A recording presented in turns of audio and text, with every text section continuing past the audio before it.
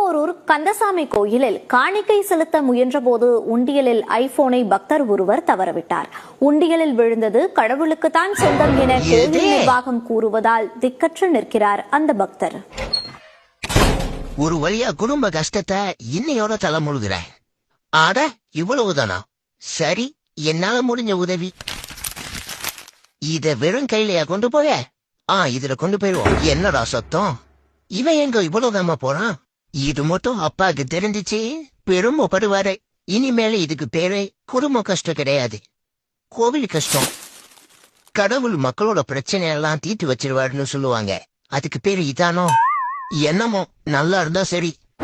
ஐயோ, என்ன முருகா இந்த பக்கம்? அத நான் கேட்கணும். இது கோவில். அதாவது முருகா, உண்டில விழுந்த ஐபோனு கோவிலுக்கு சொன்னான்னு கேள்விப்பட்டேன். அதுக்கே அதான் லோன் டாக்குமெண்ட்ஸ் தூக்கி உண்டில போட்டேன்.